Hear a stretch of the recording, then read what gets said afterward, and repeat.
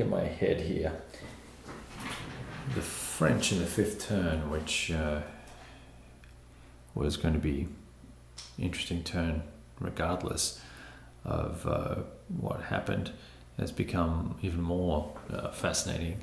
The French actually won initiative, and funnily enough, last time I played,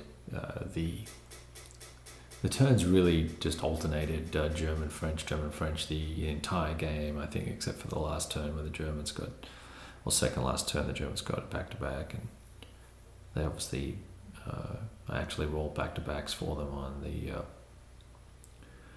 second turn as well. Now here, the French have back to back, and they were in a position where they were looking to try and attack. This is the entire 9th Panzer Division here. And we are at the end of the movement phase and have done supply. And in fact, we've conducted all the stuff over on this side of the board. We're looking at a real mess here. The French and allies have decided just to go for it, because it seems like the thing to do. And we are going to put a full court press on this bad boy. I think I've got a pretty good shot, since these are DG'd and in move mode, to wipe out a Panzer division. There's an SS unit here, there are 2 here. I've got these guys in reserve. This is the entire first motorized, which is in combat mode.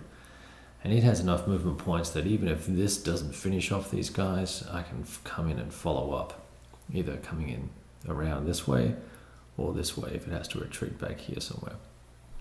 So that could be a huge blow to the German offensive. Now that is compounded by these 2 attempts here to try and cut the rest of these guys off from supply. And as you can see, if you look at Dark Shadow, the 2-5 there, that 2-3-5 unit, and the artillery, Belgian artillery behind it.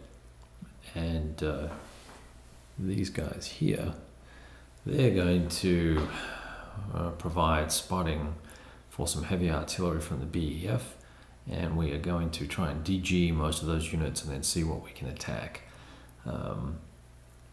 Which will be the backup attack. If this is successful over here, we'll bring the first motorized in that way, or we'll use these guys who are not, there's 8 there, 10.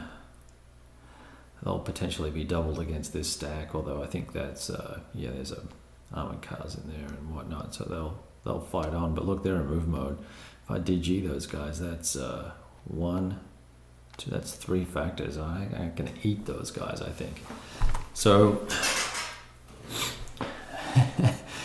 this could not be more different from the first game. I'm very intrigued, and I keep checking to make sure I'm not doing anything wrong, probably wasting more time being careful with the rules than I am playing. So we're going to kind of soldier on here, and I just thought I'd share that with you because it's kind of interesting.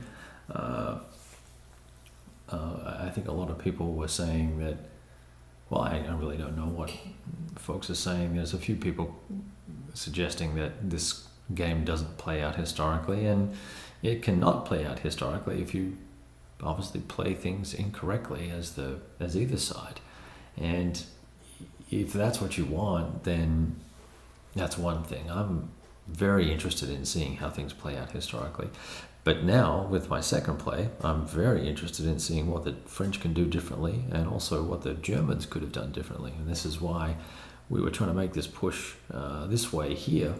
I made a fractured attacks over here, very inefficient, didn't work well, and we paid the price for it. And the French have got a great secondary solid line here, and conducting what I think is a pretty big counterattack for a bunch of half-ass useless units. All right, there you go.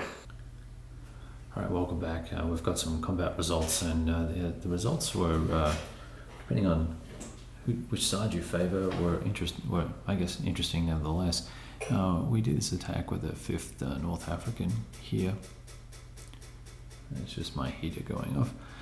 That was very successful. It wiped out the G regiment from SSV, and we had the attack on the 9th Panzer. And let's see, I'll tell you exactly what the results were.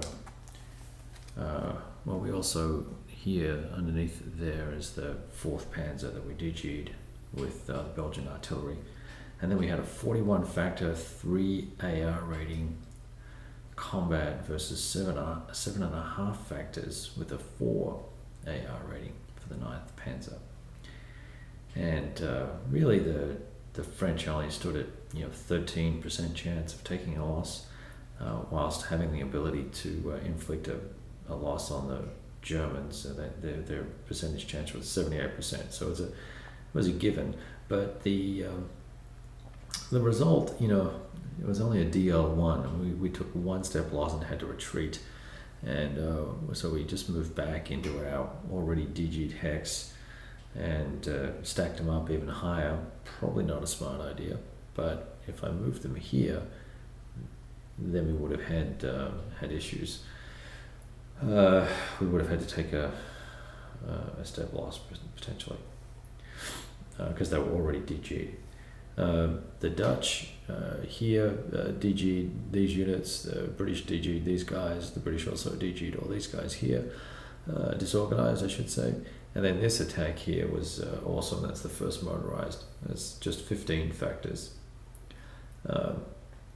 Primarily because there was there was an armored unit in that stack with the Germans, a yellow icon, and that brought the doubling down to 1.5, which was probably a good thing.